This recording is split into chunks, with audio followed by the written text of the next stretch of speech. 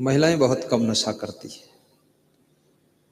पुरुषों में कोई बीड़ी पीता है, कोई सिगरेट पीता है, कोई पान तम्बाकू खाता है, कोई गुटखा पुड़िया खाता है, कोई दारू पी लेता है, कोई गांजा पीता है और कोई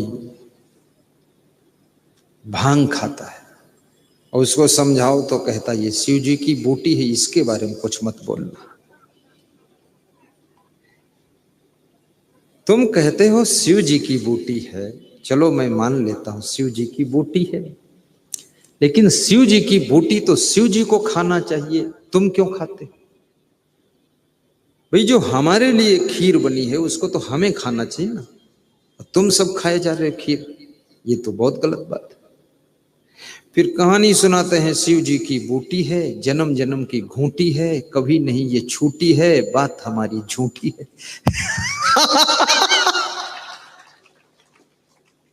शिव जी की बूटी खाने का तुम्हारा क्या हक है? और शिव जी धतूरा भी खाते थे, तो धतूरा क्यों नहीं खाते फिर? और शिव जी कैलाश पर्वत पर घूमते थे पार्वती के संग, तुम लखीमपुर शहर में घूम रहे हो, वहां क्यों नहीं जाते? तो सब चीज में शिव जी की बराबरी करो ना। शिव शिव है, तुम हो, तुम उनकी बराबरी क्यों करते हो? और शिव जी खाते थे भांग की नहीं खाते थे?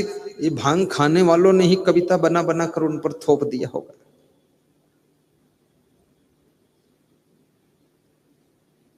चाहे जिसकी बूटी हो, लेकिन नशा कोई भी हो उसे नहीं करना चाहिए।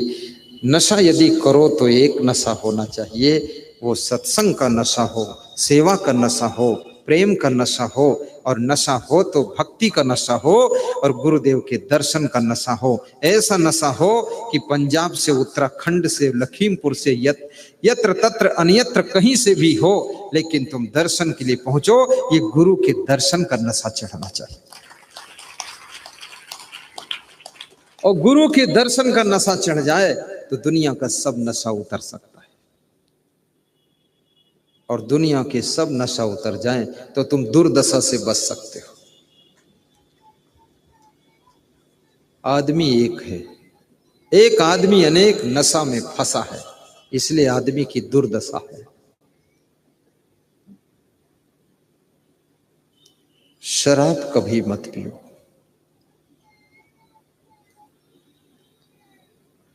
पीना है तो सत्संग की शराब पियो, सत्संगी बन जाओ तुम। आपके घर में रामायण है, खोल कर पढ़ो उसको, ज्यादा नहीं 5 चौपाई रोज पढ़ो। कबीर का बीजक है, 5 दोहे रोज पढ़ो। कृष्ण की गीता है, उसके 2 श्लोक रोज पढ़ लो। संस्कृत पढ़ना ना आता हो तो उसका अर्थ पढ़ लो।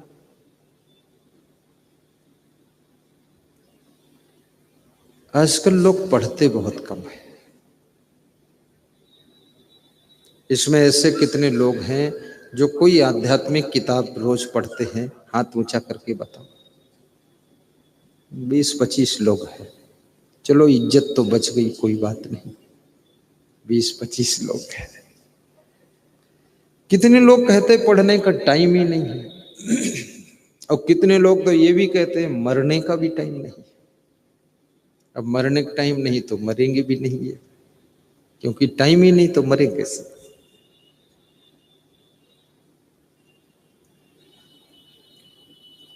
अपने आप के लाइफ का टाइम टेबल मैनेजमेंट कीजिए।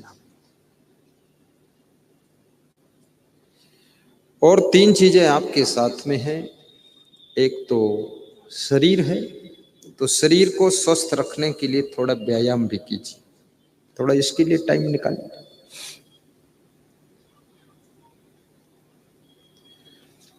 और आपके साथ दूसरा मन है। मन को शुद्ध पवित्र निर्मल रखने के लिए थोड़ा टाइम निकाल करके सत्संग सुनिए, सदग्रंथों का अध्ययन कीजिए, कोई सदगुरुदेव का दर्शन कीजिए, परस्पर में बैठ करके ज्ञान चर्चा कीजिए, उसके लिए भी टाइम निकालिए। तीसरी चीज आपके पास में है आत्मा। ये जो तुम्हारा जीव है इसी को आत्मा कहते हैं।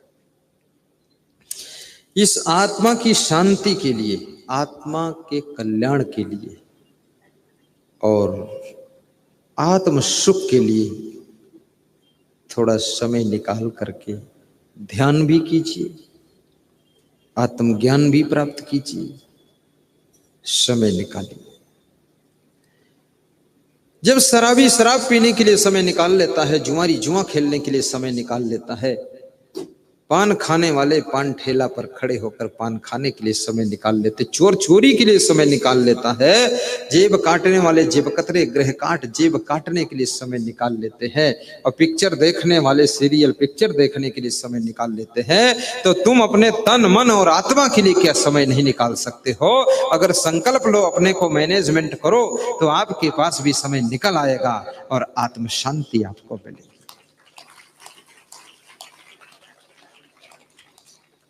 बस सवेरा हुआ तेल घी साग लाना, दोपहरी हुई बाल बच्चे खिलाना, हुई सांझ आलस्य निद्रा सताती, अरे हाय यूं ही चली आयु जाती।